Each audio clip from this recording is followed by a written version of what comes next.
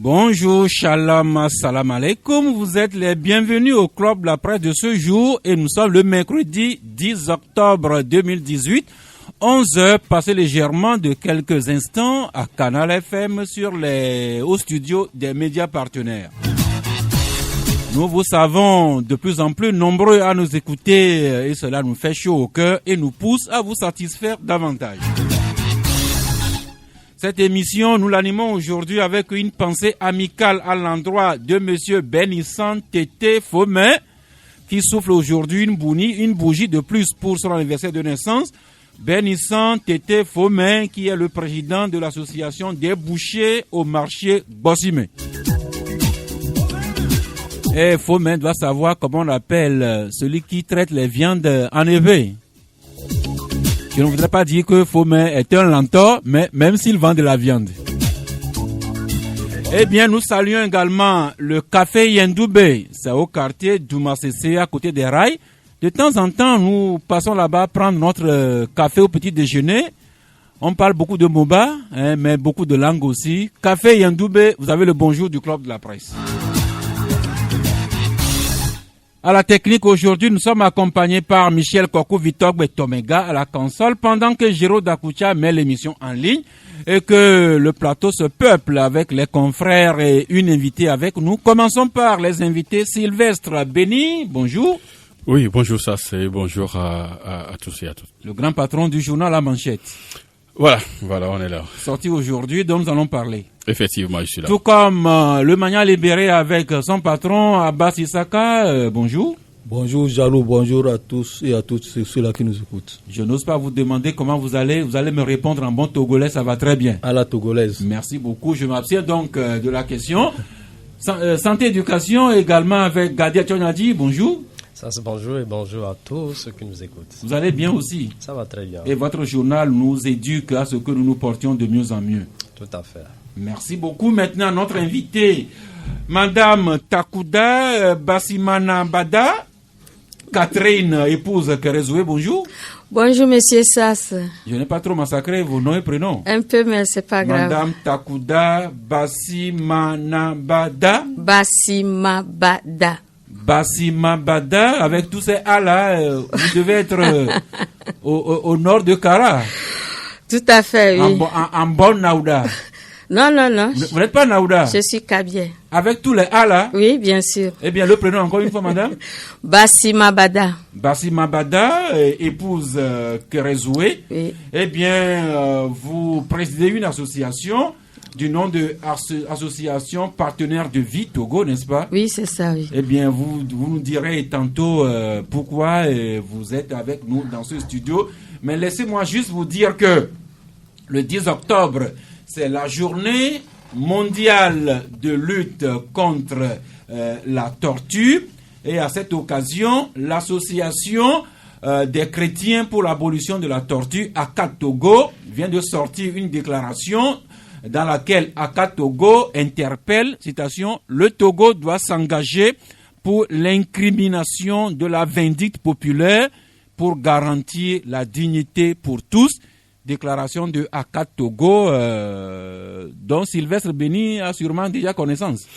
Oui, effectivement, tant plus que Maître Fangwedi est passé par là, avant EDH, Ensemble pour les droits de l'homme. C'est une association qui a beaucoup œuvré pour que même la torture soit maintenant dans le nouveau code pénal et tout. Mais je crois qu'avec cette nouvelle sortie, moi je me réjouis d'autant plus que lorsque vous voyez aujourd'hui tout ce qui se passe avec cette vindicte populaire là, même des présumés, même des innocents sont brûlés ici au Togo parce que on soupçonne que le monsieur a volé peut-être une moto ou un portable avant que on établisse que le monsieur était un innocent. Finalement, il a été déjà brûlé. Donc je crois que il faudrait que les gouvernants fassent en sorte que la vindicte populaire soit aujourd'hui criminalisée et que ces auteurs-là soient passibles donc de peine prévues par la loi. Action des chrétiens pour l'abolition de la torture à Togo qui interpelle, qui demande que le Togo s'engage pour l'incrimination de la vindicte populaire et ceci pour garantir la dignité pour tous. Le Togo qui a déjà criminalisé la torture, eh bien à Togo demande que le Togo criminalise aussi la vindicte populaire. Mais comme c'est la journée mondiale de lutte contre la peine de mort, il faut rappeler et féliciter que le Togo a aboli la peine de mort dans notre arsenal juridique. Abassi Saka, ça aussi il faut le dire. Oui, effectivement, il faut le dire. Ça fait longtemps que le Togo a aboli la peine de mort parce que il y a depuis un certain temps des gens qui sont jugés à la cour d'assises, qui sont condamnés à la perpétuité et autres. Donc, en principe, s'il y avait la peine de mort, parce que ce qu'ils ont créé comme crime devait les conduire à la potence. Mais aujourd'hui, avec l'abolition de la peine de mort, il y en a ceux qui sont condamnés à la perpétuité, qui sont actuellement à la prison civile de Lomé et qui deviennent même, je ne sais même pas ce qu'on appelle, même des pasteurs au niveau de là-bas. Donc, c'est bien que le Togo ait aboli la peine de mort, puisque, en fait, ce n'est pas quelqu'un qui a donné la vie à un autre, c'est Dieu qui donne et c'est lui qui retire. Merci. Le Togo a aboli la peine de mort dans notre arsenal juridique. C'est une bonne chose.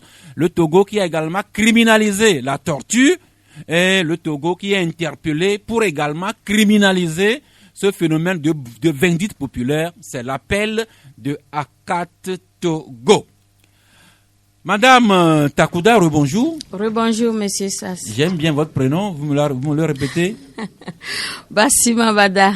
Madame Bassima Bada, Takouda, épouse Kérézoué. Eh bien, vous présidez l'association qui s'appelle Association Partenaires de Vie au Togo. C'est quoi cette association? Qu'est-ce que vous faites, madame? Oui, l'association Partenaires de Vie, nous accompagnons les personnes âgées en situation de handicap ou pas dans leur quotidien. Mm-hmm. Voilà. Donc, vous accompagnez les personnes âgées, que ces personnes-là soient en situation de handicap ou pas. Alors, concrètement, vous les accompagnez comment? Oui, nous leur apportons une aide. Nous avons plusieurs types d'aides que nous leur proposons. Et ça peut être des aides techniques, le lever et le coucher, la prise des médicaments, une aide matérielle, course et préparation des repas, entretien au domicile de ces personnes. Ça peut être une aide administrative pour ceux qui ne peuvent plus faire des rédactions ou voilà, même lire et comprendre les presses. Voilà. Ça peut être une aide relationnelle et sociale, écouter, dialogue. Donc, nous sommes là pour les écouter. Vous savez que les personnes âgées, à un moment donné, elles sont plus bien, très bien écoutées dans leur environnement. Donc, nous sommes comme... nous faisons l'écoute, nous les écoutons, nous leur prêtons une oreille attentive et nous servons dans ce cas d'intermédiaire entre ces personnes et leurs familles. Voilà. Beaucoup de choses que l'association Partenaires de Vie Togo fait. Merci pour cette action humanitaire. Et nous apprenons que vous avez une activité grand public dans les toutes prochaines heures. Oui, demain, nous avions prévu un séminaire de 2 ou 3 jours, mais là, nous allons faire juste une journée demain parce que nos partenaires n'ont pas pu venir pour certaines raisons techniques. Donc, nous proposons demain de nous rencontrer à la Chambre de commerce du Togo avec les personnes âgées et les personnes qui sont en train de partir à la retraite ou les jeunes retraités, pour les sensibiliser un peu sur comment prendre les dispositions en amont, quelques années avant la date effective de la retraite. Alors, tous les salariés des secteurs publics, parapublics et privés qui doivent partir en retraite dans les tout prochains mois, vous les invitez pour leur rappeler certaines dispositions administratives pour qu'ils ne soient pas rattrapés. Oui. Maintenant, à côté de ça, ceux qui sont déjà à la retraite, les personnes âgées, malades, handicapées ou pas, également, sont les bienvenus demain. Oui, ils sont les bienvenus. Parce que plus on est mieux accompagné et mieux on vieillit. Quand on n'est pas bien accompagné, ça se passe très mal. Et surtout, quand on n'a pas la chance que la maladie survient, les personnes, elles deviennent très, très, très vulnérables. Donc, nous avons plein de conseils à leur prodiguer. Nous sommes tous des candidats à la vieillesse, aux maladies, voire au handicap. Si on ne meurt pas avant, c'est pour nous soulager, nous, les personnes âgées d'aujourd'hui et de demain, que l'association Partenaires de Vie Togo travaille avec tous ces services et assistances que l'association apporte à ces personnes âgées. Madame Takouda qui nous en parle et qui nous invite donc à cette activité demain jeudi à la Chambre de commerce. Oui, demain jeudi 11 octobre à partir de 8h30 nous faisons la mise en place et donc c'est à la Chambre de commerce du Togo qui se situe en face de la préfecture du Golfe. Eh bien, les personnes âgées, vous savez, les Togolais aussi vieillissent. Enfin, notre durée de vie aussi s'allonge de plus en plus. Il y a beaucoup de retraités, beaucoup de malades également. Alors, si on veut vous toucher en dehors de l'activité de demain, où est-ce qu'on peut vous joindre, madame? Oui, nos bureaux sont situés au niveau de Tocoin Trésor, à l'adresse au 236 rue des Raffia.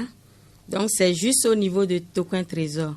Avant le Grand Carrefour, à gauche, c'est la rue des Raffia. La rue des Raffia, que j'avoue que je ne me rappelle pas très bien. Il n'y a pas une plaque là S'il y a la plaque devant le bureau, mais si vous voulez, c'est juste après la pharmacie de la Libération. Voilà. Le deuxième vont à gauche après la pharmacie de la Libération. Dès que vous rentrez dans le vent, c'est la première maison à gauche et nous avons ouvert nos bureaux qui donnent sur la rue. Merci. Mais si malgré ça, là, si on n'arrive pas à retrouver, qu'on veut appeler un numéro pour se situer. Ouais, vous avez le 92 02 28 48. Encore une fois, madame? C'est le 92 02 28 48 et nous avons aussi une adresse mail partenaire de vie Togo 1@gmail.com. Merci Madame Takouda d'être passée vous présenter à nous l'association Partenaires de Vie Togo qui assiste les personnes âgées, qu'elles soient malades, en situation de handicap ou pas. Vous savez que les personnes âgées, certaines ne sont carrément plus autonomes, ils ont besoin d'une assistance. La famille se trouve de moins en moins présente, d'où l'assistance de l'association Partenaires de Vie Togo. Dans ce cas, nous venons appuyer la famille, voilà, pour vraiment aider cette personne vulnérable, voire grabataire. Merci madame d'être passée nous voir. Est-ce que je peux rajouter quelque chose? Allez-y madame. Voilà, donc je salue ici aussi l'initiative du gouvernement qui a formé la première la première équipe de personnes d'aide à la personne, les auxiliaires de vie en 2016. Oui, la première promotion est sortie en 2016. Donc, nous saluons vraiment cette initiative du gouvernement qui pense à l'accompagnement des personnes âgées ou tout simplement à l'aide à la personne. Donc, cette catégorie de jeunes qui est formée, ça va nous aider sur le terrain. Sinon, nous-mêmes, nous formons aussi nos aidants nous leur apprenons plein de choses qui leur est... Je n'ai pas les détails. C'est que le gouvernement a également mis en place une structure qui s'occupe des personnes du 3e âge. Non, c'est une formation. Oui. Une formation, c'est la première édition. La première promotion, plutôt, excusez-moi, la première promotion d'aidants à domicile. Ça n'existait pas avant. Donc, c'est en 2016 que le gouvernement a formé la première promotion au Togo d'aidants à domicile. Merci, et nous madame. remercions l'initiative du gouvernement. Eh bien, le mérite de Mme Takouda, de son association, c'est attirer l'attention de nous tous sur les personnes du 3e âge, les personnes âgées que nous serons demain et tous les soins, toutes les assistances que nous devrons commencer à apporter à nos parents, à nos voisins, à nos amis. Merci madame. Donc, on se retrouve demain pour votre activité à la Chambre de commerce. D'accord, merci beaucoup. Je remercie aussi les auditeurs. Et auditrices, s'il vous plaît. Et auditrices. Merci Bonjour. madame. Sans transition, santé, éducation, Gadiel Tonadi, rebonjour. Bonjour, Sas. Alors, cette association partenaire de Vie Togo qui assiste un peu, qui facilite un peu la vie aux personnes âgées. Ces personnes âgées qui souffrent, entre autres, d'une maladie, la maladie d'Alzheimer, dont vous nous parlez aujourd'hui. Alzheimer, les symptômes qui doivent alerter, nous alertent donc santé et éducation. Oui, vous savez, c'est une maladie qui a commencé par être connue au niveau de l'Occident.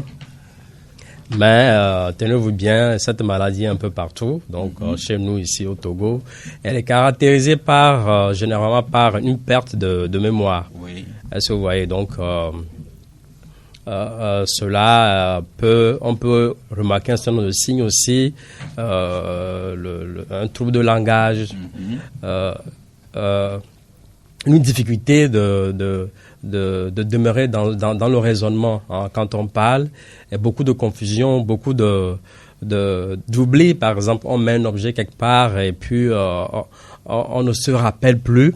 Donc, c'est ça un peu les signes.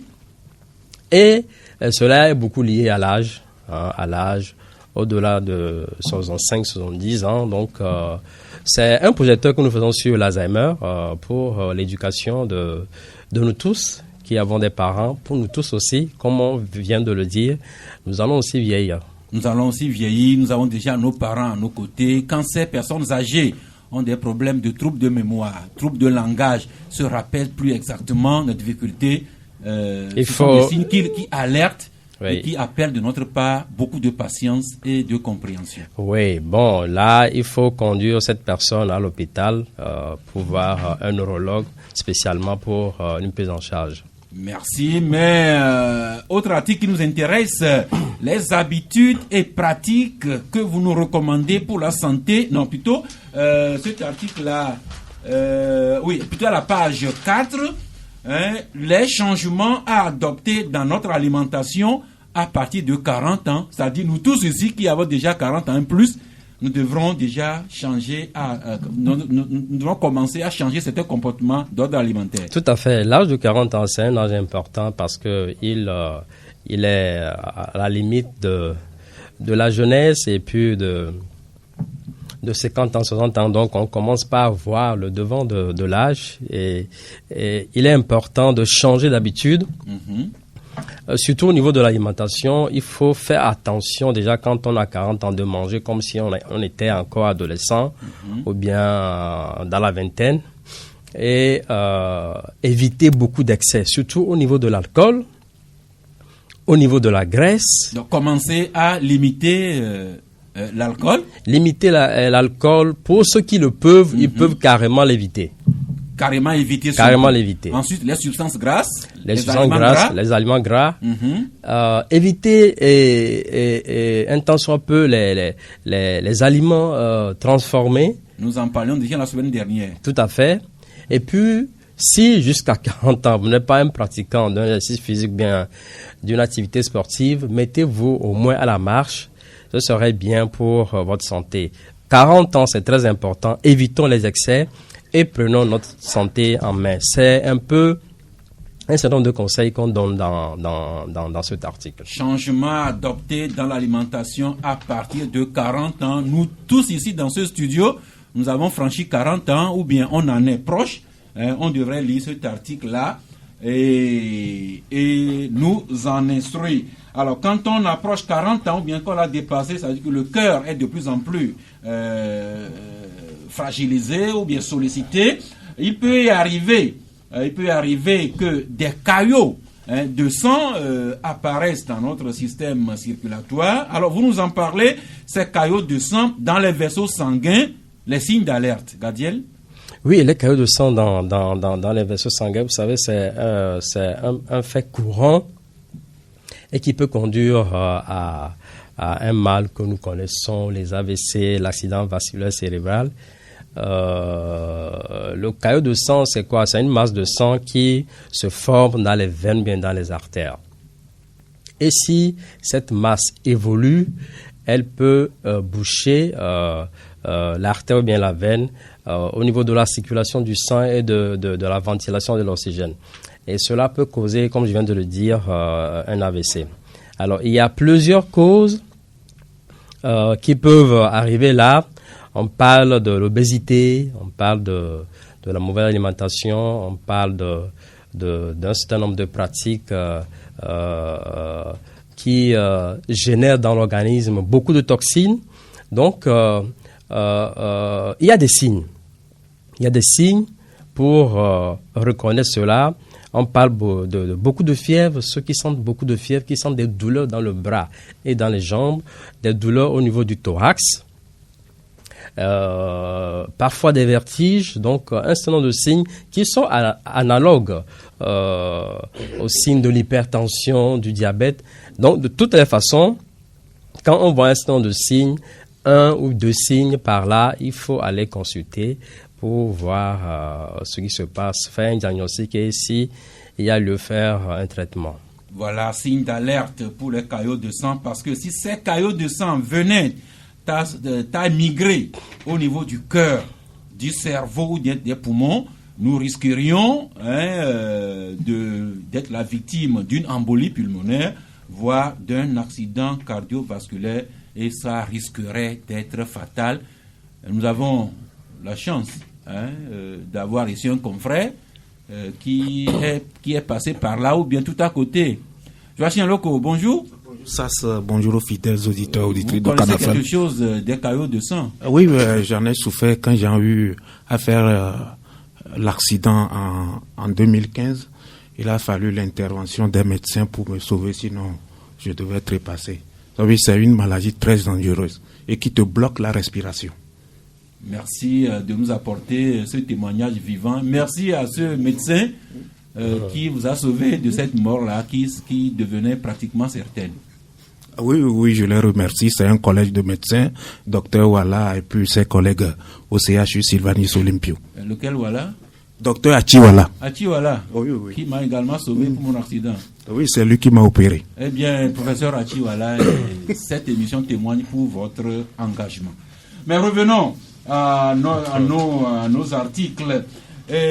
En relation toujours avec le cœur, Gadiel, cet autre article, habitudes et pratiques saines pour la santé des artères. Oui, les artères, on vient de parler des caillots de sang au niveau des artères. Les artères, il faut en prendre soin parce que les artères qui sont en mauvaise santé peuvent conduire à beaucoup de problèmes cardiaques. Les artères servent à ventiler le sang et l'oxygène. Donc, il faut un certain nombre de pratiques, notamment une bonne alimentation saine et équilibrée. Encore et toujours, une alimentation saine et équilibrée. Éviter beaucoup de gras, beaucoup de sel, beaucoup de sucre. Éviter le surpoids ou bien l'obésité, c'est très important parce que les nerfs, les artères ne sont pas tout à fait en bonne communion avec l'obésité. Donc, ce qu'il faut manger, il y a un certain nombre d'aliments qui ont des substances qui arrivent à entretenir nos artères.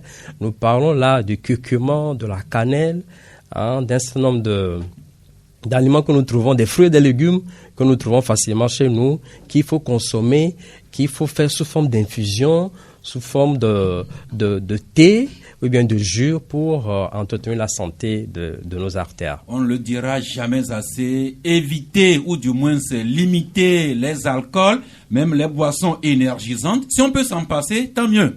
Mais faire du sport régulièrement, avoir une alimentation saine et équilibrée.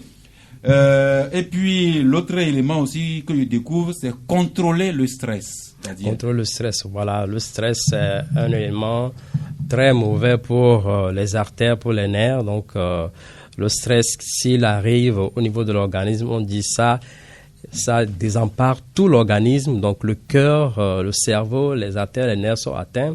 Donc, pour lutter contre le stress, quand vous vous sentez dans le stress, il faut marcher, il faut causer, il faut se donner de la bonne humeur, un certain nombre de pratiques quand même qui peuvent amener à réduire un tant peu le stress. Mais ne pas hésiter à se faire consulter au besoin. Tout à fait. Donc, par rapport aux signes, il faut consulter un médecin. Merci. Mais vous nous recommandez également la page de un remède naturel contre l'hypertension. L'hypertension, vous savez, ça peut arriver à tout le monde. Vous savez, il y en a qui se plaisent à dire qu'ils sont en bonne santé parce qu'on a peu leur tension, c'est bon. Mais attention, ça peut monter à tout moment, chez toute personne. Parce qu'il y a des antécédents familiaux, il peut survenir un événement, l'émotion peut vous faire monter la tension. Donc, chaque jour, il faut entretenir sa tension. Et là, nous donnons une recette avec le citron, avec le persil et avec de l'eau. Comment faire un mélange pour apprendre à jeun tous les jours pour maîtriser l'équilibre de sa tension. La recette est à la page 2, comment préparer son citron avec son persil et de l'eau pour soigner son hypertension de façon naturelle. La recette est là, mais peut-être on peut également consommer du concombre et pour renforcer le cœur et prévenir également le cancer. Oui, c'est un aliment qui traîne très souvent au niveau du marché, que nous ne consommons pas. Aujourd'hui, les gens ont compris l'importance de la consommation de la carotte, des laitues, mais le concombre n'accompagne pas très souvent nos plats de salade que nous faisons. C'est un aliment important, riche en potassium, un antioxydant qui entretient bien le cœur parce que il contribue à réguler la tension, donc très important. Et puis, c'est un aliment qui intervient aussi dans la prévention, je dis bien la prévention du cancer, notamment. Cela est dû à une substance qui se trouve dans le concombre. Le concombre, mais également la betterave, que vous présentez comme un allié du cœur et du foie. La betterave qui peut également se révéler un excellent aphrodisiaque. Oui, un allié du cœur. Vous savez, tout le journal aujourd'hui tourne autour du cœur. Comment, voilà, le cœur, les artères, les nerfs. Donc, c'est une parution importante. Avec ce fruit, on peut faire des jus, on peut faire un certain nombre de recettes pour entretenir le cœur, pour entretenir les nerfs, et puis pour entretenir les artères. Et c'est un aphrodisiaque. On dit que c'est un aliment qui a les mêmes caractéristiques que le Viagra, mais c'est naturel, donc pas d'effet secondaire. Merci. La betterave qui a des valeurs aphrodisiaques, mais également contre l'hypertension, c'est un allié du cœur. Elle est également la betterave indispensable pour les femmes enceintes. C'est également un aliment contre la fatigue. La betterave nettoie également le foie. Il est également un remède contre l'anémie. Mais attention, l'excès de la consommation de la betterave est déconseillé pour ceux qui souffriraient d'insuffisance rénale. Tout à fait. Donc, c'est la limite. Je pense que c'est clair. C'est un article complet, bon pour tout le monde. Merci. On n'a pas le temps de le commenter, mais quelle est la position idéale pour dormir? C'est un petit article à la page 7 que nous devrions lire. En tout cas, Santé Éducation nous recommande d'éviter de dormir sur le ventre parce que cela pourrait conduire à du torticolis, à des troubles de la respiration ou également à une lordose. On lira bien pour en savoir ce que c'est. comme les gens de grande taille, comme moi, qui ont quelques douleurs au dos, les douleurs notamment en haut du dos, on va le lire, mais Gadiel, quelques pistes indicatives. Mauvaise posture au bureau. Comme Joachim Loko qui est mal assis, comme également Bourema Tchabouré. Voilà, donc faire des exercices intenses au niveau du sport, ou bien rester trop longtemps au lit aussi peut amener à ce mal de dos. Donc, il faut le savoir pour prendre des précautions. Merci. Santé Éducation qu'on peut acheter à 250 francs seulement et découvrir davantage tous ces articles qui sont plutôt des recettes si nous voulons vieillir dans de bonnes conditions. En bonne santé et vivre longtemps. Merci beaucoup. Eh bien, je ne sais pas comment je m'y suis pris, mais le plateau est bien peuplé, pour ne pas dire encombré, mais on va se débrouiller, n'est-ce pas? Vous savez qu'il y a déjà Sylvestre Béni à nos côtés, et également Joachim Loko qu'on a sauvé des caillots du sang, qui est encore en vie avec nous. Rebonjour Joachim. Rebonjour, ça. C'est quand même pas un fantôme que nous avons. Non, vous n'avez pas vu. C'est le vrai Joachim. Merci beaucoup. Et vous savez déjà qu'il est avec nous. C'est le gros. Bourema Tchabouré, bonjour. Oui, bonjour, ça c'est bonjour aux auditeurs et aux auditrices de Canal FM. Bon, à côté de Bourema Tchabouré, le gros, il y a aussi Fabrice Patom Pekezi, bonjour. Oui, le demi-gros. C'est vous-même qui le dites. Hein. Bonjour à vous et bonjour à tous les auditeurs. Merci. Et puis, il y a mon oncle maternel, Joël Kossi-Vignon-Ega de Fraternité, bonjour. Bonjour mon neveu, bonjour à tout le monde. Non, saluez votre neveu à haute voix, Joël. Oui, c'est en famille. Merci. Donc, vous êtes 6 pour les articles sociopolitiques et nous avons pour cela 55 minutes. Je compte sur vous pour la concision pour que personne n'ait à se plaindre de... Oui, vraiment. Je crois qu'en venant, je vous ai écouté, vous étiez en train de congratuler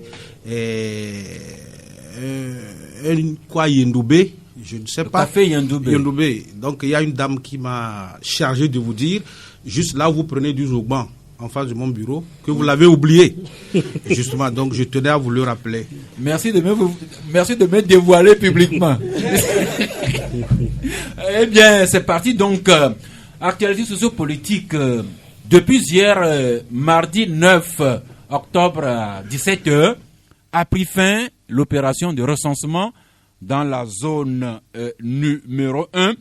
Malheureusement, les journaux me sont arrivés à 5 minutes de 11h. Je n'ai pas eu le temps de retenir les titres.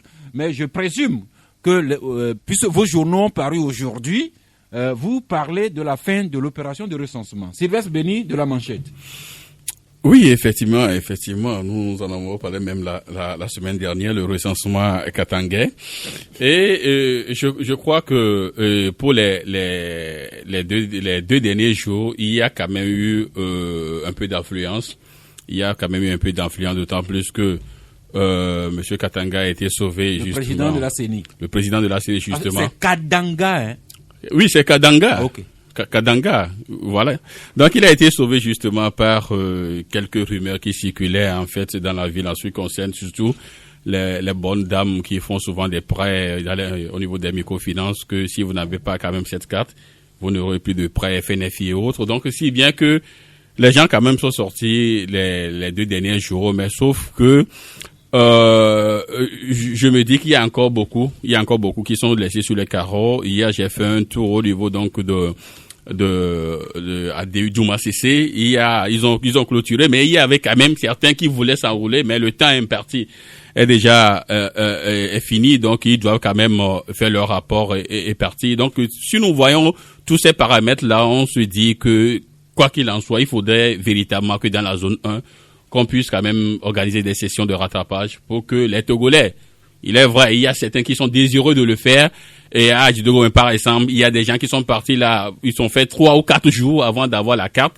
Il y en a certains encore qui sont laissés sur le carreau. Donc il faudrait véritablement qu'on puisse penser au moins dans la zone 1, parce qu'on peut pas quand même prévoir, ça fait 9 jours, pour de plus de 2 millions d'habitants que nous sommes dans la zone 1, plus de 2 millions 200 que nous sommes dans la zone 1, on peut pas quand même prévoir 9 jours quand même pour ce recensement, donc il faudrait véritablement que les gouvernants pensent à des sessions de rattrapage pour que ceux qui désirent véritablement puissent quand même s'enrôler. Voilà ce que nous pouvons dire brièvement. Puisque vous parlez de rattrapage en interpellant le gouvernement, je vous rappelle que le membre du gouvernement, Gilbert Bahara, avait déjà dit qu'il n'y aurait pas de session de rattrapage. Justement. Mais en politique aussi, les choses évoluent, et heureusement ou malheureusement. Justement, il a dit pour eux-mêmes, la CENI avait prévu 8 jours. Mais ils ont rallongé, ils ont fait quand même 9 jours. Donc ça veut dire qu'on peut considérer le dernier jour, c'est-à-dire le 9e jour, comme session de rattrapage déjà. Donc ça veut dire qu'ils ont quand même, ils sont allés au-delà donc de la déclaration du ministre Bahara. Merci.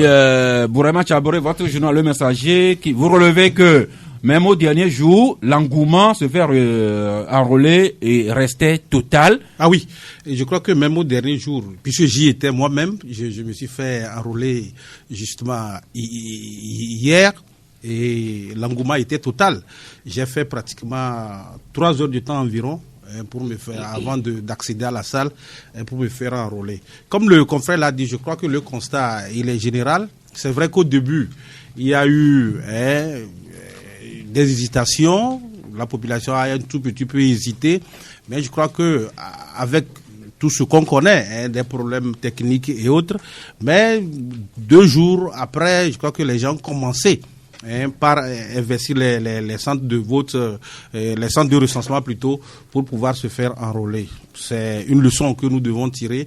On comprend que les gens ont envie effectivement d'avoir leur carte. Peu importe ce qui va arriver après, mais par rapport à ce qui s'est passé dans cette première zone, on sent que beaucoup de Togolais ont vraiment envie d'avoir leur carte d'électeur. Et c'est ce qu'on a vu sur le terrain.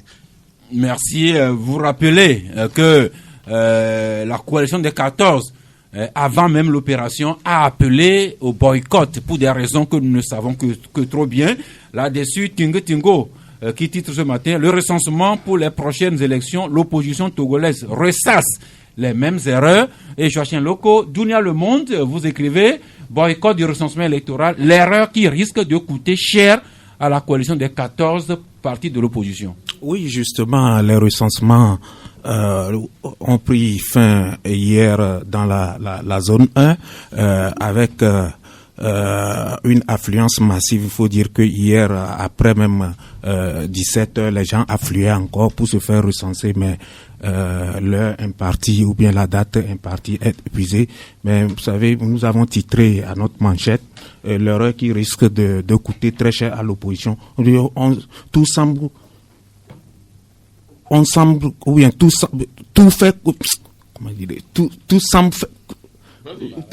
tout semble paraître que la population n'a pas tellement suivi l'opposition dans son appel au boycott, tant plus que les gens sont massivement sortis. Et hier encore, l'affluence était des grands jours au niveau des bureaux de vote. Et on se dit, si ce n'est pas une erreur de l'opposition d'appeler les gens au boycott, d'autant plus que vous comprenez que en 2002, l'opposition avait fait cette erreur-là, et c'est cette erreur-là qui a permis au général et à Dema. En quoi est-ce que l'opposition peut payer chèrement son appel au boycott? Ben, si éventuellement la CEDEAO jugeait que le recensement s'est passé d'une bonne manière et que les choses se sont bien passées, je pense que quand même que l'opposition aura du mal à se rattraper. D'autant plus que le sud du pays est le fief traditionnel de l'opposition, même si en 2015 le candidat de UNI a eu à engranger des voix dans ce fief. Mais dire aujourd'hui que les choses se sont mal déroulées, moi je pense que c'est faux, puisque les gens sont sortis. Les gens sont sortis pour aller se faire recenser, et donc le mot d'ordre a été une erreur ou bien une mauvaise stratégie de la part de l'opposition. Le dialogue qui titre aussi recensement dans la zone numéro 1. La mobilisation des Togolais est une grandeur d'esprit. Eh bien, Joël Ega, comme l'écrivait tantôt Dunia Le Monde, l'opposition risquerait de payer cher son appel au boycott. Mais je voudrais rappeler que l'opposition continue à demander que le recensement soit repris. Mais s'il arrivait que le recensement n'était pas repris, du moins dans la zone 1, alors le constat aurait été fait que certains nombres du Togolais dans la zone numéro 1, considérés comme le fief de l'opposition, ne se seront pas fait recenser, et les leaders même de la coalition ne se seraient pas fait recenser, n'auraient pas leur carte d'électeur et ne pourraient conséquemment pas postuler aux prochaines élections législatives. Oui, mais vous venez de montrer avec le schéma que vous avez tracé que la crise demeure entière. La crise demeure entière. Et est-ce que dans ces conditions, on ira aux élections? Et si on va aux élections comme dans ces conditions, la CEDEAO dira qu'elle a résolu la crise togolaise, ou bien qu'elle n'a fait que constater que la crise demeure entière. Et parce que aujourd'hui, l'opposition maintient encore son appel. Quand on parle d'affluence ou pas, je dis, techniquement, nous sommes dans une zone qui regorge des 2/3 de l'électorat. On est parti avec un fichier, on vient d'écraser un fichier de 3,2 millions de Togolais. 3,2 millions de Togolais, n'oublions pas que de 2015 à 2018, il y a ceux qui sont majoritaires dans la tranche des 15 ans, qui sont rentrés dans les 18 ans. Ça veut dire que quand on prend un statisticien, on peut avoir une projection sur le fichier électoral. Est-ce que le recensement qui vient d'être bouclé a consommé ne serait-ce que la moitié de ces électeurs potentiels? Mais avec un fichier comme tel, on va dire non, que le processus, on va dire que le processus a réussi. Aujourd'hui, les experts ne disent rien parce que, c'est vrai, personne ne connaît leur cahier de charge, mais les experts ne peuvent se prononcer aujourd'hui, ne peuvent se prononcer qu'après, et parce que ce n'est qu'après qu'ils peuvent dire, ok, voilà le fichier qu'on a obtenu, elle a été inclusive ou pas. Parce que le caractère inclusif revient toujours dans les appréciations que les différents partenaires font du processus. Et aujourd'hui, le processus n'est pas encore inclusif. Le processus n'est pas inclusif. Donc, qu'on dise, il y a eu affluence, l'opposition fait des bêtises, etc. Mais quand même, quand vous prenez la C14, ils ont quand même la soixantaine. Tout le monde. Ce ne sont pas des enfants. Donc, soit on veut s'asseoir pour régler une bonne fois pour toute la crise togolaise, ou bien on veut foncer tête basse, on veut jurer que par l'orgueil, et on verra d'ici décembre, d'ici le jour où tiendra les législatives, ce qu'on aura comme résultat. Alors, Fabrice Pechesi, quand on considère les circonstances dans lesquelles cette opération de recensement vient de prendre fin dans la zone 1, une question que je posais aux confrères hier, que je vous adresse, est-ce que la CENI, est-ce que monsieur le président de la CENI doit être fier de cette opération de recensement dans la zone 1? Ça, c'est un. De deux, est-ce que la coalition également doit être fière de sa position appelant au boycott pour le recensement dans la zone numéro 1? Non, personnellement, moi je crois que ce soit dans un camp ou l'autre, il ne doit pas avoir de la fierté. D'abord, un recensement de façon générale, surtout dans nos pays où il faut beaucoup de doses de sensibilisation pour amener les gens à comprendre la nécessité de se faire recenser. Ce n'est pas une bataille gagnée. Mais ici, on a eu quand même le malheur également de voir qu'il y a eu un mot d'ordre de boycott. Même si au fil des jours, on a senti quand même que la C14 n'a pas trop insisté sur ce mot de boycott, parce que ça aussi, il faut le dire. À un moment donné, je me suis demandé s'il n'y a pas un regret quelque part qui ne dit pas son nom. Sinon, ils l'ont dit avant.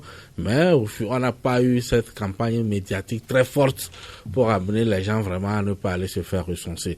Maintenant, même quand on demande, quand tout le monde est d'accord pour qu'on aille au recensement, tout le monde ne se fait pas recenser. On est tous d'accord. C'est-à-dire que un recensement, on ne peut pas recenser tout le monde à 100%. Même quand on est tous d'accord. Maintenant qu'il y a un mot d'ordre de boycott, on ne peut pas non plus aujourd'hui nier que ce mot d'ordre de boycott n'a pas un impact sur le nombre d'électeurs qui a été enrôlé. Certes, dans les derniers jours, il y a une certaine influence dans les bureaux de vote, mais il y a également des gens qui ont suivi ce mot d'ordre-là. Or, nous sommes ici là pour régler un problème politique, surtout qu'on parle d'une élection où à chaque fois certains crient à la fraude. Il fallait que dès les bases, au moins, on parte sur un minimum de consensus sur le nombre de personnes enrôlées. Parce qu'aujourd'hui, ce qui se passe, même le temps additionnel de quelques heures, le mardi, il y avait toujours des queues qui étaient longues. Mais une semaine, vous allez comprendre que si, déjà dès le premier jour, il y avait vraiment cet engouement qu'on a vu les derniers jours, c'est fort possible que même s'il y a prolongation, ça n'excéderait pas 2 jours. Maintenant, aujourd'hui, le mot d'ordre de boycott est resté jusqu'à la fin.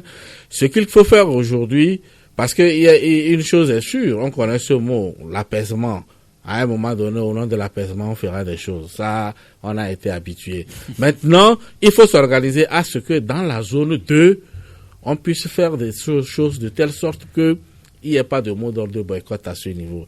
Et aujourd'hui, j'ai l'impression que ce qui bloque, c'est l'entrée des autres à la CENI. Nous allons y arriver. Ça, justement, ça c'est une question qu'il faut vite régler pour que, moi je ne souhaiterais pas qu'on démarre dans la zone 2 sans que la C14 donne sa bénédiction. Parce que là, au moins, si dans la zone 2, tout le monde est d'accord, tous les partis, toutes les chapelles politiques sont d'accord pour que tout le monde aille se recenser dans la zone 2, ça fera moins de travail et moins de coûts si à un moment donné, par consensus et au nom de l'apaisement, on ouvrait encore le recensement dans la partie sud. Donc aujourd'hui, je crois que c'est ça. C'est déjà fait, oui, on ne va pas épiloguer, se chamailler sur les chiffres si il y a eu beaucoup de recensés ou pas. Une chose est sûre, tant que quelqu'un a dit aux gens de ne pas aller, il y a toujours un impact sur le chiffre final. Alors, on dira que peut-être qu'actuellement on a recensé 95% des Togolais. Peut-être que s'il n'y avait pas eu le mot de boycott, on aurait 89%. Je n'en sais rien, mais on peut pas nier qu'il n'y a pas d'impact là-dessus. Mais il faudrait faire de telle sorte que dans la zone 2, tout le monde soit d'accord qu'on aille à ce recensement. Alors justement, Fabrice, si les dieux vous écoutaient et que le recensement dans la zone 2 démarrait sur des bases beaucoup plus consensuelles, dans un processus inclusif qui tient beaucoup à cœur à Joël Ega, s'il en était ainsi et que ces mesures d'apaisement que vous appelez de tous vos voeux advenaient, est-ce qu'il est envisageable qu'on revienne sur le recensement dans la zone numéro 1? Oui, ben parce que si on ne revient pas, et puis là aussi il faut compter sur, on va pas jeter la pierre à un camp. Au moins, moment où on peut demander des gens à arrêter d'agir comme des orgueilleux, il faudrait aussi éviter aussi que les autres aillent trop loin dans le chantage. Et donc, pour moi, dans la mesure où le mot d'ordre de boycott n'a pas été levé jusqu'à la fin du recensement dans la zone 1, c'est que forcément, à la fin, il y a quand même un élément à utiliser pour dire que voilà, nous n'avons pas tous nos éléments, le fichier dans la partie sud du pays, dans la zone 1, n'est pas fiable parce qu'il y avait un mot d'ordre de boycott. C'est pour cela que je dis, c'est déjà un mauvais départ.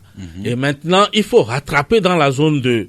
Il faut commencer à rattraper dans la zone 2. Oui, il faut commencer à rattraper dans la zone 2. Et maintenant, ça sera une tâche moins difficile si un jour les protagonistes s'entendaient et qu'il fallait donner peut-être une rallonge, je ne sais, de 2 ou 3 jours pour permettre à ceux qui ne se sont pas recensés de le faire. Parce qu'il y a beaucoup de gens, il faut le dire, jusqu'à lundi, moi, n'eût été le temps additionnel de quelques heures de mardi, je serais parmi les gens qui n'ont pas leur carte de pas parce que j'ai respecté le mot d'ordre de boycott, mais parce que j'ai sillonné les centres de recensement dans mon quartier, partout où il y avait du monde, j'ai horreur des queues. Bon, heureusement, finalement, j'ai trouvé quelque part où j'ai pu le faire. Donc, il faut vraiment faire de telle sorte que on parte sur une bonne base. Mais il est fort probable que des Togolais ne se soient pas fait recenser, pas parce qu'ils n'ont plus suivi le mot de boycott, mais parce que le temps ou les problèmes techniques ne leur auraient pas permis. Alors, Joël, comme dans la suite de ce que Fabrice a développé, que jusqu'à la preuve du contraire, aujourd'hui, le mot d'ordre de la C14 est au boycott aussi dans la zone 2. Parce que la C14 demande à ce qu'on se soit carrément au processus. Donc je ne vous le vois pas dire bon, il faut qu'on se soit au processus, mais allez vous faire recenser. Donc le mot d'ordre jusqu'aujourd'hui est encore au boycott dans la zone 2. Oui, mais il y a aussi un aspect. Ils disent aussi, tant que nous ne serons pas là-bas, n'allez pas à la CENI, n'allez pas vous faire recenser. Au moins, il faut régler ça d'abord. Nous allons ouvrir la page de la CENI, mais terminons avec le recensement dans la zone 1, avec le confrère Liberté qui trouve que le pouvoir de Faure Gnassingbé se trouve toujours dans sa logique manifeste de verrouillage des élections. Et à ce jeu, les Togolais viennent de donner un coup de pouce involontaire au pouvoir de Faure Gnassingbé pour dire que même à me feutrer, Liberté reconnaît que le mot de boycott de la coalition n'aurait pas été totalement suivi.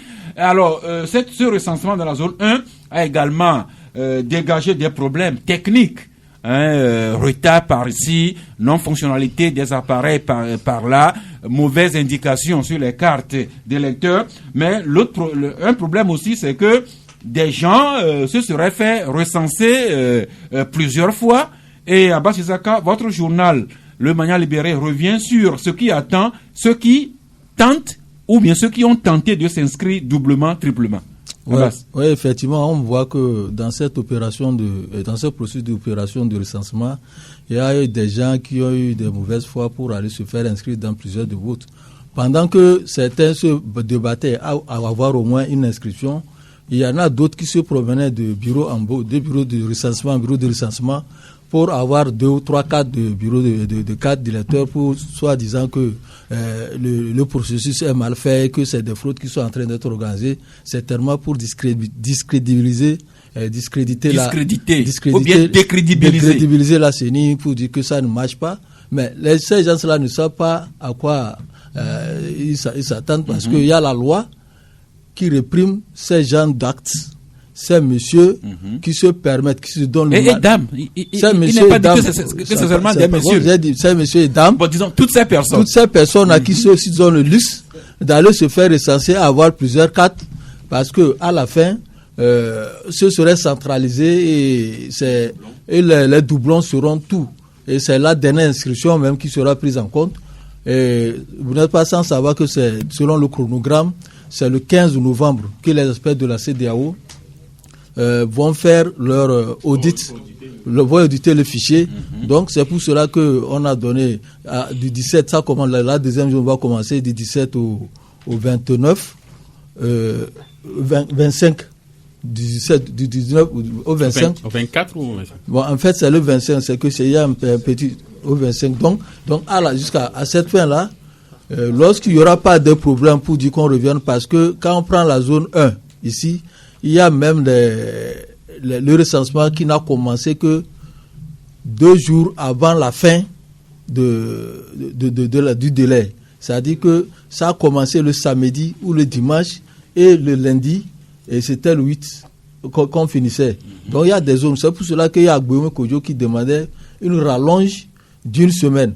Parce qu'on a appris que dans la zone vers Tabligo, les kits n'était pas fonctionnel au début jusqu'à même 1 semaine, c'est-à-dire depuis le démarrage jusqu'à vendredi ou samedi, les kits n'étaient pas encore prêts pour être fonctionnels, et les gens dans cette zone n'ont pu être recensés que 2 jours, c'est-à-dire dimanche et lundi. Heureusement qu'on a prorogé jusqu'au mardi, une seule journée, mais ça ne suffisait parce qu'il y avait de l'engouement. Donc ces problèmes techniques ont fait que le recensement, même tel qu'on le voulait, n'a pas été effectif, parce que dans les conditions optimales. Donc le problème technique est venu s'ajouter à ces genres de choses. Donc je ne sais pas si le 15, lors de l'audit du fichier électoral, les experts de la CEDEAO vont en tenir compte. Et nous allons donc voir l'avis des experts, mais le moins qu'on peut dire, c'est que ce recensement se déroule dans une atmosphère, disons-le, quelque peu polluée. La preuve, le confrère, le patriote qui continue à dire, le patriote qui dit, les facilitateurs de la CEDEAO doivent siffler la fin de la récréation. Pendant que, autre journal, Le Dialogue, qui dit que la coalition des 14 réclame la mise à plat du fonctionnement de la CENI, et au-delà de cette mise à plat, la même coalition qui veut un nouveau président neutre de la CENI, et plus un nouveau découpage électoral, et ce contre quoi Gilbert Bavara s'est prononcé contre disons, il y a déjà quelques jours. Voilà l'ambiance vraiment malaisée, pour ne pas dire polluée, dans laquelle se déroule cette opération de recensement. Peut-être que la lumière pourrait venir si on s'entendait maintenant sur la CENI, qui serait consensuelle.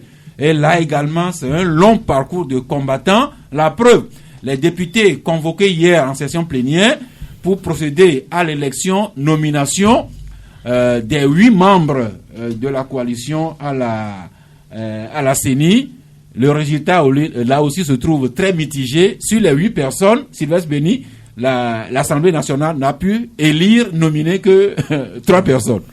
Oui, effectivement, c'est ce à quoi nous avons assisté hier. Mais d'abord, avant de revenir à cette question, je voulais peut-être apporter de l'eau au moulin de l'intervention de Abbas tout à l'heure, où j'étais sur une radio sœur le lundi, où quelqu'un a appelé justement que dans Gati, dans la zone de Gati, qu'il n'y avait même pas eu donc de recensement, qu'il y avait tellement de problèmes que ils sont repartis avec les kits et ils ne sont jamais plus revenus.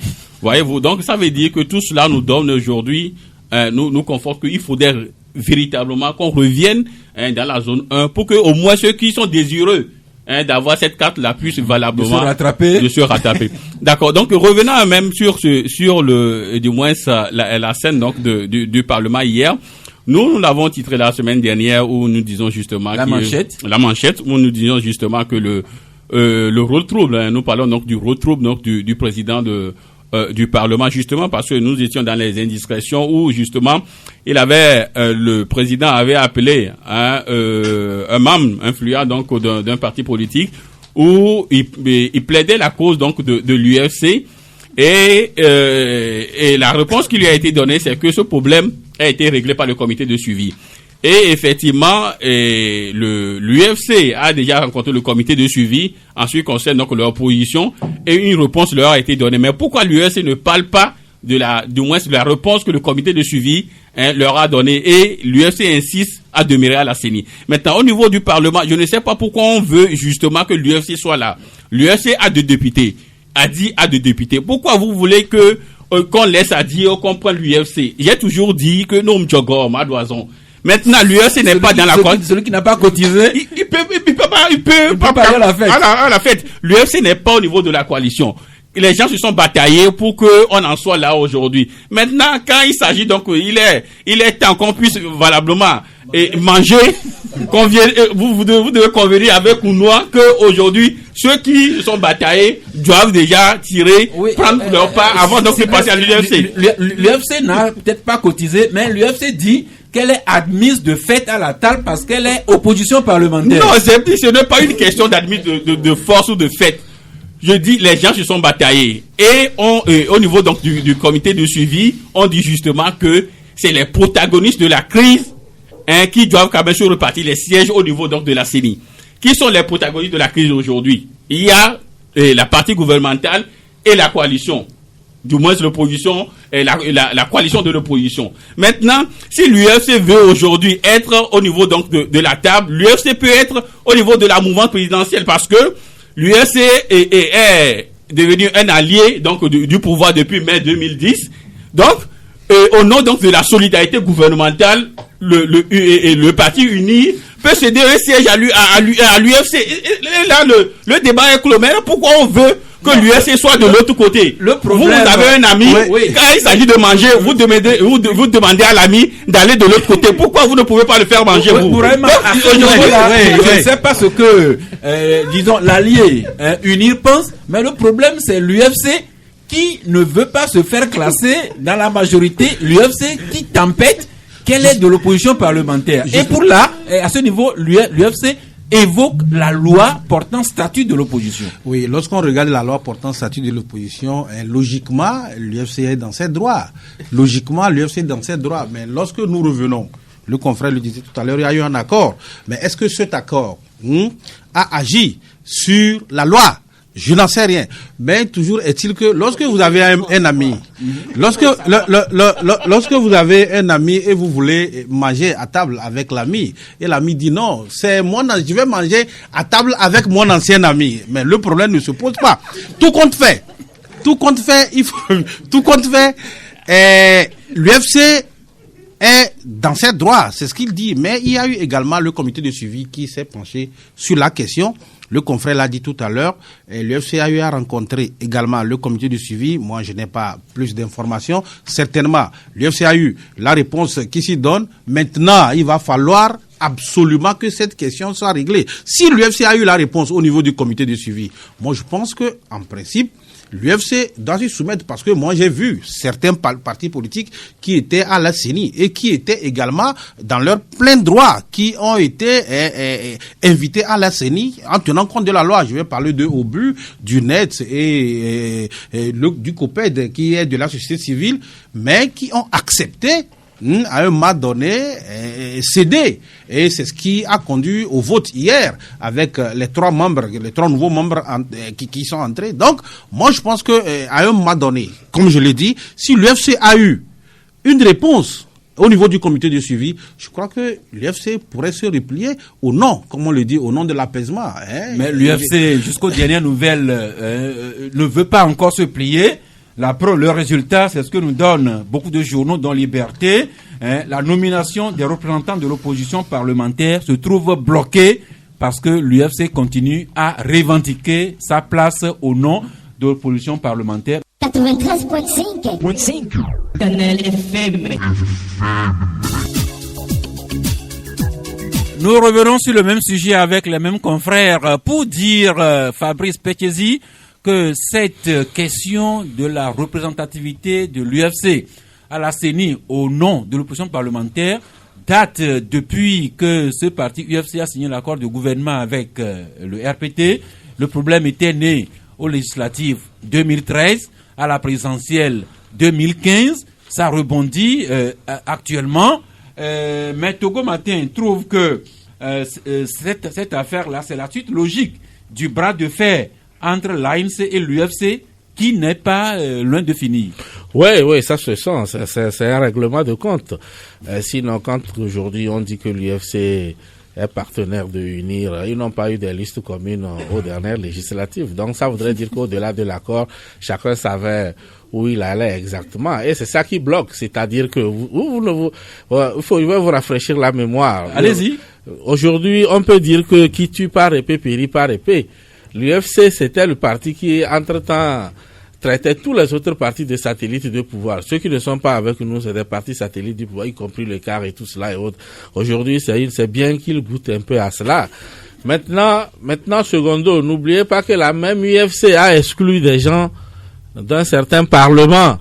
Et donc, ce problème-là, si on les laisse, ils ne s'entendront jamais. Dire que c'était en quelle année l'UFC s'était basé sur des déclarations, les lettres prétendument écrites, pour exclure du Parlement des gens comme Jean-Pierre Fabre, Isabelle Abidjan, entre autres. Et aujourd'hui, vous voulez que vous demandez à ces messieurs-là de s'entendre, ils ne s'entendront jamais. Justement. Oui, généralement, l'apaisement vient du pouvoir. Mais aujourd'hui, parce que ce qui se passe, effectivement, si on va sur le terrain juridique et on consulte le statut de l'opposition qui a été voté, on se dit que, naturellement, l'UFC fait partie de l'opposition parlementaire. Mais selon la loi du moment. Selon la loi du moment. Mais il y a trop longtemps qu'on contourne la loi au niveau du Togo. D'abord, la façon dont le vote est fait au Parlement. On demande aux députés, on demande, entendez-vous de telle sorte que le vote soit juste une formalité. C'est ça. Sinon, s'il faut respecter la démocratie, on peut demander à tout le monde si ça n'est ainsi déposé et on va voter. Et en ce moment, ceux qui disent que l'UFC est partenaire de UNIR va s'en sortir haut les mains parce que c'est UNIR qui a plus de députés au Parlement. Mais on dit de s'entendre, ils s'entendront jamais. Moi, je crois que là où l'UFC doit jouer balle à terre, tout comme Obu et le Net l'ont fait, c'est d'accepter se sacrifier. Et maintenant, pour l'amener à se sacrifier, faut tenir un discours qui peut l'amener également à accepter cela. Parce que on sait que depuis un certain temps, c'est un parti qui n'est plus tellement porteur d'une idéologie politique. Tout se résume au partage des postes, ceci, cela, il faut qu'on soit à la HAC, il faut qu'on soit ici, il faut qu'on soit là. Mais politiquement, ce n'est plus vraiment cela. Et donc, si c'est ça, si c'est pour gérer l'existence de quelqu'un, on peut lui trouver une solution intermédiaire. Parce que j'ai vu les gens quitter la CENI avec le sourire aux lèvres. Je ne sais pas pourquoi. Quel gens? Oui, mais quand vous voyez la réaction de ceux qui ont quitté la CENI, c'est avec sourire aux lèvres qu'ils ont quitté la CENI. Ils avaient cherché à savoir ce qui c'est pour ça que je dis, je ne sais pas pourquoi. Je ne sais pas qu'est-ce qui s'est passé et les gens ont accepté quitter la CENI avec sourire aux lèvres. Je pense qu'ils estiment avoir joué un rôle très important dans la crise. Ils ont joué un rôle. C'est parce que moi, personnellement, sont souriants. Je m'attendais à un bras de fer, mais j'ai pas compris. Et bon, il faut saluer cela, que les gens ont quitté la CENI, sourire aux lèvres, et puis bon, il y a que l'UFC aujourd'hui qui tient un peu les caps. Donc je crois que il faut que l'UFC s'inscrive un peu dans la logique des autres partis pour pouvoir, parce que c'est un accord politique par rapport à la feuille de route qui a dessiné cela. C'est pour cela que je dis qu'il faut également tenir un bon discours. Parce que les autres partis, c'est également frustrant. Vous avez voulu aller au dialogue, les mêmes gars vous ont chassé. Maintenant, n'ont pas voulu de vous. N'ont pas voulu de vous. Ok, si vous voulez. Maintenant, vous allez à la CENI, vous accompagnez des gens. Ces mêmes viennent encore vous bouter hors là-bas. Comprenez que chacun a un orgueil en lui quand même. C'est pour cela qu'il faut chercher le discours qu'il faut pour amener les gens à accompagner cet accord qui, à un moment donné, contourne un peu nos lois. Donc, il va falloir que nos acteurs politiques se retrouvent dans les couloirs, prennent le thé ensemble pour régler cette affaire-là. Parce que tant que l'UFC n'aura pas été contrainte, ou bien l'UFC ne voudra pas librement céder, disons, le siège à la CENI, je vois les gars, nous risquerions d'être encore longtemps bloqués là, alors que le recensement pointe déjà à l'horizon dans la zone 2. Est-ce que Massa, si l'UFC refuse de céder librement, UNI n'a qu'à le contraindre? UNI n'a qu'à le contraindre parce que jusque-là, c'est la majorité unie qui est partie prenante devant le comité de suivi. Mais si l'UFC refuse de sortir, on passe au vote et UNI lui manifeste clairement que non, nous on est tenu par un engagement devant les facilitateurs, donc on va passer à l'acte. À ce jeu-là, les députés, d'abord le vote est secret et chaque député vote. Oui, mais justement, comme on a voté à visage ouvert, mais on n'a qu'à voter à visage ouvert, montrer à l'UFC que bon, si tu ne veux pas te faire respecter, mais nous on te contraint à... Non, c'est clair. Mais c'est aussi simple que ça. UNI ne peut pas contraindre l'UFC à quitter le... de fond, hein. Oui. De là, avant même que les députés se prononcent par élection, nomination, il y a un acte très fort, FORT s'il vous plaît. Parce que les membres sortants de la CENI avaient été élus par les députés. Et plus ils ont prêté serment devant la Cour constitutionnelle, ça veut dire que ces mêmes personnes devraient démissionner d'elles-mêmes avant que la machine ne reparte. Justement, c'est ce que... Oui, parce que actuellement le problème juridique qui se pose, c'est ce mot-là qui a été prononcé, la démission. Des gens ont été élus à l'Assemblée nationale. Ils ont prêté serment devant la Cour constitutionnelle pour servir quoi du droit. Mais aujourd'hui, quand on a commencé cette histoire d'accord politique et qu'on est parvenu à désigner des personnes au niveau de la coalition des 14, les 8 personnes sont désignées. Il appartient maintenant à ceux-là, comme l'a fait, et l'ont fait déjà le NET, au but le NET et le COPET. Ils ont présenté leur démission à l'Assemblée nationale. Et c'est cette démission qui a été acceptée, qui a permis hier la désignation des trois de la société, de partis politiques et de la société, des partis et de la société civile. Aujourd'hui, l'UFC refuse de démissionner sous prétexte qu'il est un parti parlementaire, un parti parlementaire de l'opposition parlementaire. J'espère qu'il faudrait qu'on revienne à ce qui s'est passé en 2007, avant la formation de la CENI 2007.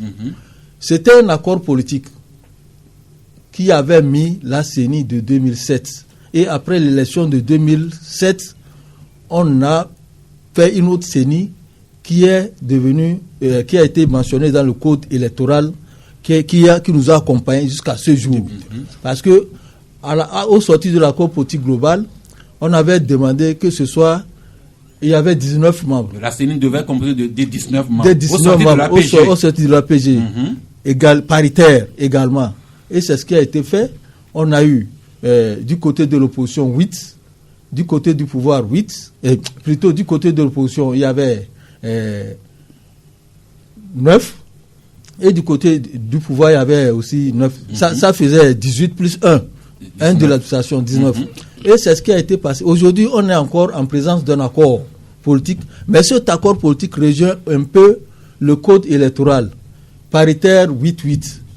5 de l'opposition parlementaire, c'est ça qui se faisait et qui a été fait. Et 3 de l'opposition extra-parlementaire, une personne de la société civile, c'est ça qui se fait actuellement. Seulement, ceux-là qui sont sur le terrain en train de lutter, la C14, qui sont les protagonistes de la crise, on dit allez nous désigner 8 de votre part. Donc le problème qui se pose, c'est de revoir ce que dit, parce que c'est les interprétations qui sont faites actuellement sur les termes de allez nous désigner 8 de... Non, la coalition a désigné ces 8. Maintenant, c'est cette validation devant l'Assemblée qui pose problème. Et c'est l'interprétation qui est faite par rapport à ce que la feuille de route a dit, qui fait problème actuellement. Parce que quand vous prenez les interventions des uns des autres, lorsque vous avez entendu Madame Adjamabo et Madame la présidente de Isabelle Amengabe se prononcer aujourd'hui, on a dit que la feuille de route a dit nous devons désigner 8. C'est le c'est ce que la feuille de route dit. Maintenant, les gens de l'UFC ils disent qu'ils sont de l'opposition. Comme quelqu'un l'a dit, les accords ne lient que leur signataire. Et l'UFC dit ne pas être engagé. Non, je crois que s'il vous plaît. Non, ça, un à un. Je crois que mais le confrère Fabrice a fait un développement ici. Si les gens nous écoutent, que les gens puissent nous dire, parce que cette crise nous concerne nous également, qui sommes ici, parce que nous sommes après tout Togolais. Je crois qu'à un moment donné, il faut accepter de se sacrifier.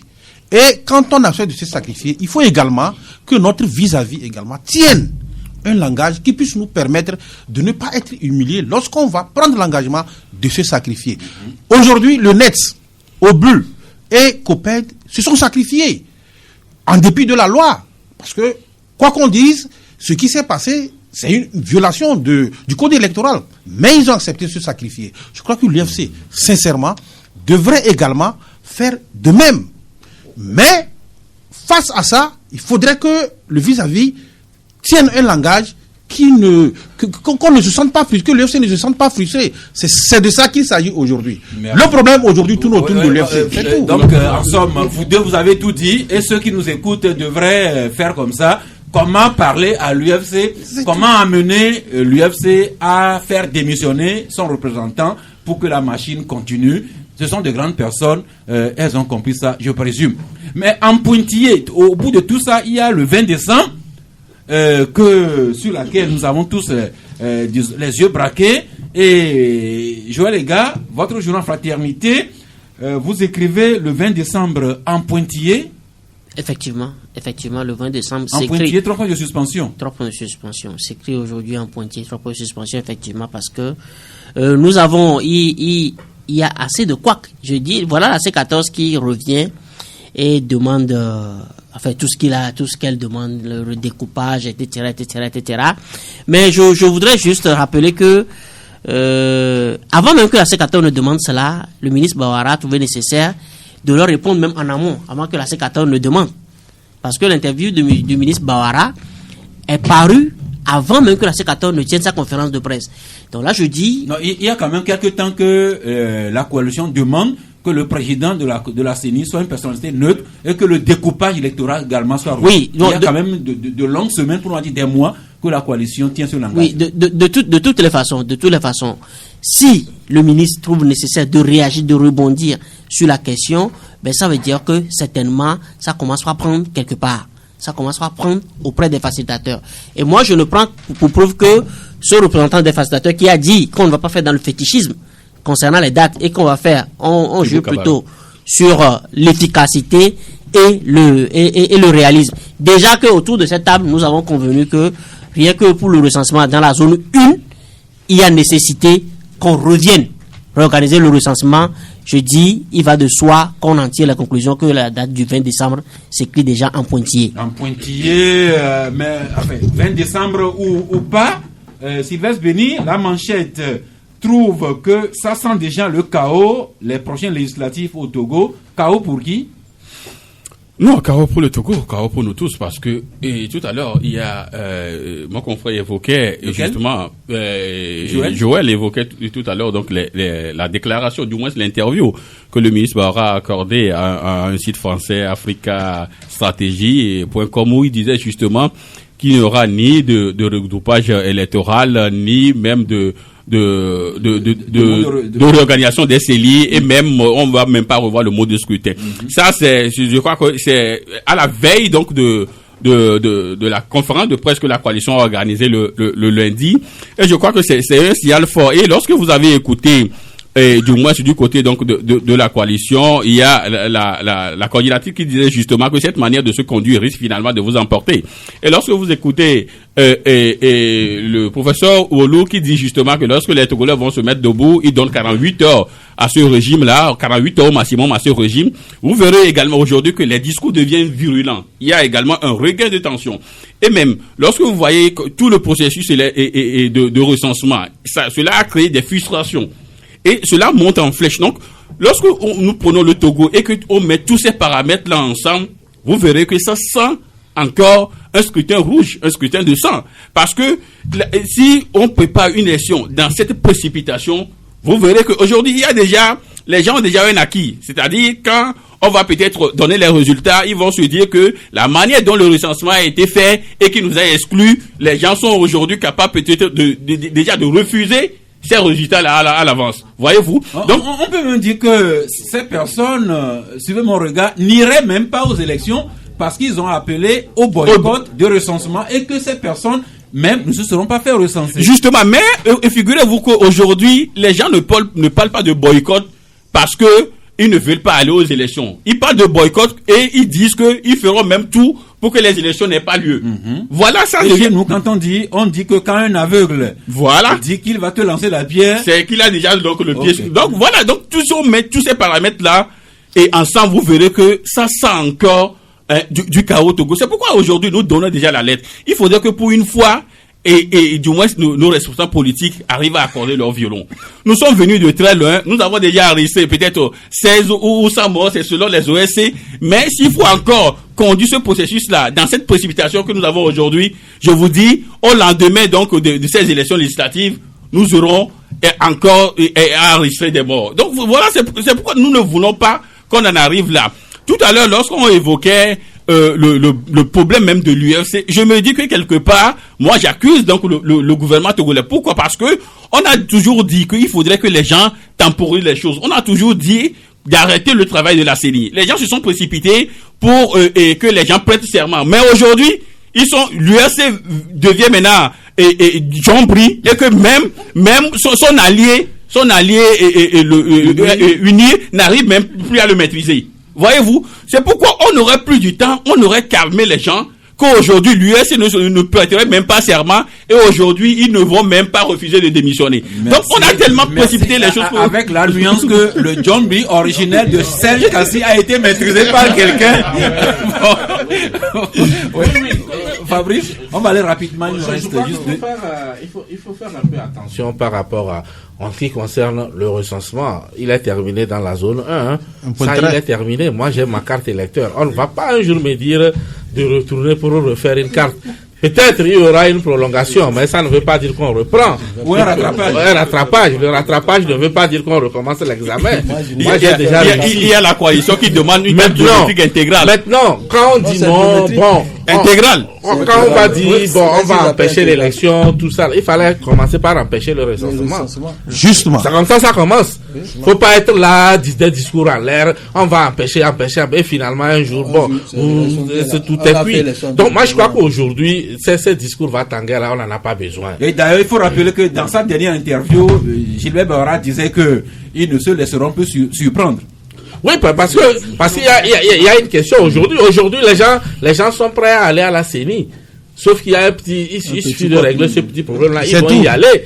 Et quand ils iront, est-ce qu'on va recommencer tout ce que les autres avaient fait? Et puis, n'oubliez pas que si jamais les élections, on ne sait pas si ça se tiendra le 20 décembre ou pas. N'oubliez pas qu'en réalité, aujourd'hui, ces partis qui quittent la CENI ont passé plus de temps que ceux qui s'apprêtent à venir. Parce qu'en réalité, une fois l'élection réalisée, on recommence. Comme on a l'habitude de le faire. C'est-à-dire, à chaque élection, on renouvelle la CENI. Si jamais l'élection tient le 20 décembre, c'est que le travail de la CENI s'arrêtera après les résultats là-bas. Et les autres qui étaient là ont plus fait du temps que ceux qui arrivent. Donc, à un moment donné aussi, il faut éviter d'être dans un discours qui finit toujours par vous rattraper. Aujourd'hui, c'est pour cela je dis sur la question de l'UFC, il faut trouver le bon discours pour amener le représentant de l'UFC a quitté. Sinon, on peut aussi demander à l'ANC aussi de sacrifier un siège pour l'UFC et régler le problème. Parce que je vais vous dire ceci. On finit par là. S'il n'y avait pas la C14, s'il n'y avait pas eu la C14, je suis sûr qu'aujourd'hui, l'ANC serait en train de dire que les 5 députés là, c'est moi. Les 5 sièges, les 5 sièges à la CENI, c'est moi, et que les autres, soit vous êtes avec nous ou vous n'êtes pas avec nous.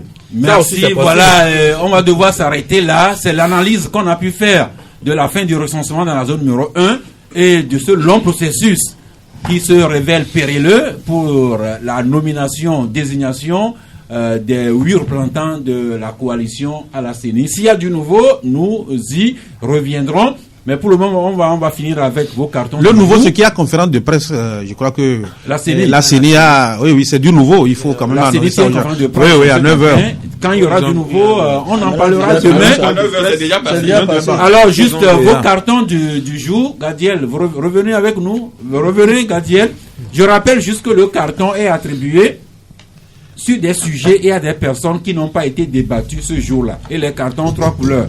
C'est le vert, le jaune et le rouge. Gadiel, vous êtes un peu pressé, bien votre carton? Non, aujourd'hui, je n'ai pas de carton. Merci, je tenais à ce que vous le disiez vous-même. Joachim Loco, notre rescapé de la mort. Je n'ai pas de carton, mais je voudrais inviter l'UFC à faire preuve quand même de bon sens parce que la feuille de route a été claire. Mais bon, que la C14 aussi tende la perche parce que Gilles Christ quand même a joué le premier rôle au sein de l'opposition dans ce pays. Et comme Gilles Christ est contraint aujourd'hui à raser les murs, ce n'est pas une bonne chose que on lui ouvre au moins une porte de sortie pour que Gilles Christ on vous a écouté. Ça me rappelle ce feuilleton Racine de Alex Haley où il a dit quelque part, on ne tue pas son ennemi. On n'humilie pas son ennemi parce que il pourrait se révéler terrible demain. Donc cela devrait servir à l'UFC, à ses amis d'hier, d'aujourd'hui et de demain. Sylvestre Béni, votre carton? Oui, moi je voulais donner un carton vert à tous les militants de l'ANC qui fêtent 10 ans aujourd'hui. Rassurez-vous, je ferai de même pour les militants du MRC de Abbas Kabwa. Bon, donc justement, c'est aujourd'hui, ça fait 8 ans. 8 ans que l'ANC a été créée. C'était le 10 du 10e mois de l'année 2010. 10 octobre 2010. À 10h10 minutes. À 10h10 10 secondes, 10 tierces. Eh bien, donc, joyeux anniversaire à l'ANC et à ses militants à la couleur de leur parti. Vous connaissez la couleur de l'ANC? C'est Joël? Orange. Donc, carton spécialement. Carton orange à l'UFC et à ses militants pour leur 8 ans. Orange vif. Il faudrait quand même qu'on se rappelle de faire la même chose pour les militants du MSC de Abbas Kabwa. C'est vous qui avez commencé. Oui. Donc, on vous attend au prochain anniversaire d'un parti. Abbas Isaka, votre carton? Non, un carton d'encouragement aux éperviers du Togo qui livrent leur match le vendredi prochain à 16h contre la Gambie. Donc, carton d'encouragement aux éperviers. Ouais. C'est enregistré. Moi, j'ai un carton vert au monde enseignant. Pour une des rares fois, la rentrée est pratiquement à 1 mois et on n'entend rien. C'est déjà une bonne chose. Et on espère que ça va se poursuivre comme cela. Avec l'espoir que l'année continue à se dérouler comme la rentrée a été opérée. Il y a l'Assemblée Générale du Saint-Faute. On parle d'enseignants. Vraiment, votre carton. Ok. Mon carton, il est vert à l'endroit de 3 représentants ou bien de 3 associations. Obus, le NETS et COPED pour leur sens élevé de responsabilité par rapport à ce qu'ils ont fait. C'est enregistré. On espère que d'autres vont suivre. On va finir avec mon oncle Joël Kossi-Vignon Elga, mon oncle de Koumé. Mais le principe est que le carton ne porte pas sur un sujet qui a été invité ici. Non. Bon.